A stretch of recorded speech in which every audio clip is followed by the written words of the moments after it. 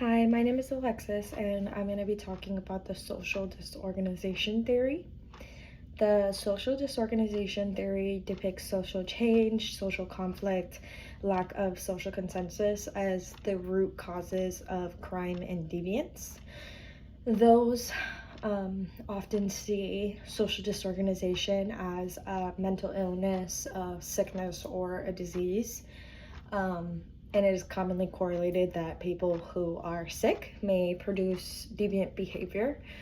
Um, Social disorganization theory is based on the social change, the social conflict, and lack of consensus, in the sense that all social and environmental factors affect one's mental health, I would say. And states with higher homicide and suicide rates often are proven to have just higher levels of overall social stress. Some factors that can contribute directly to social organization theory are poverty, not enough childhood guidance, minority, being in like a culture or a race, lack of emotional and financial support. It could be affiliated with gangs and just upbringing of being around violence, physical violence, emotional violence.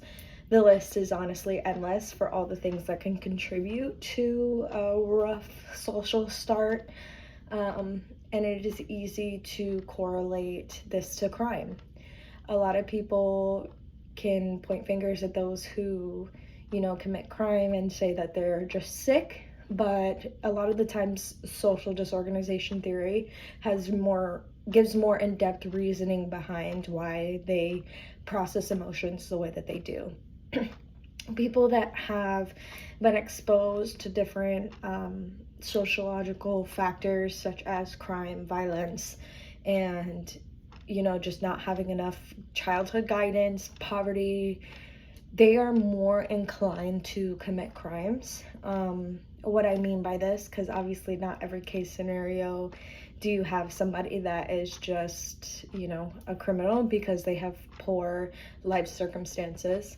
But a lot of the times people who deal with these sociological factors, they feel the need to survive. So a lot of the time that they are committing crimes, they are doing it on a life or death basis. For example, and to further explain this, one of the sociological factors that contribute to, just criminals in general is poverty, the need for money, the need for housing, the need for food. And a lot of the time, people will steal money, steal food, and just try to scrap up those resources themselves, and they end up committing a crime. Unfortunately, that's just the way the system works, and it's not necessarily that they are a bad person or ill intent, but there are sociological factors that definitely contribute to the dire need of necessities overall. And like I said, it's easy to portray someone with social disorganization as someone who is sick or someone who has a disease. But I think it's a more broader aspect of just the experiences that humans go through. I think it really dials in on all the environmental factors that go on around us that end up affecting us mentally in the long run. I think that minorities, for example, are another reason that people commit crimes, and not necessarily that the minorities are the one that commit crimes, but it's the experiences and the lack of privilege that has sometimes provided like a fuel for people to then overstep and gain their power back by committing a crime. And again, not necessarily that minorities are the only ones that are committing crimes, but just the aspect of they don't have the same privileges, the same experiences, and the same opportunities. So sometimes people have to work a little harder to get the same experiences, but it doesn't always translate well, and it can be a crime.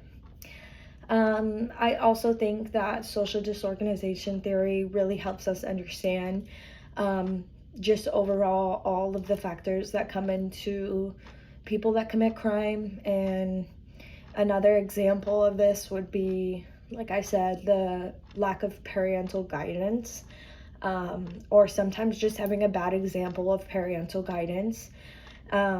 These can contribute to people just making poor life decisions ultimately because they live freely. They don't have somebody that keeps a close eye and tells them right for wrong. So when they get older, their depiction of right and wrong is not as accurate as one that has strict guidance, that has like just dependable guidance. And again, I think there's multiple factors that play into social disorganization theory, but it's really important just to understand all the factors that come into crime and just really understanding the reasoning on why people commit crime. I think this is a good gateway and a good example on understanding criminals and why they do what they do. Thank you.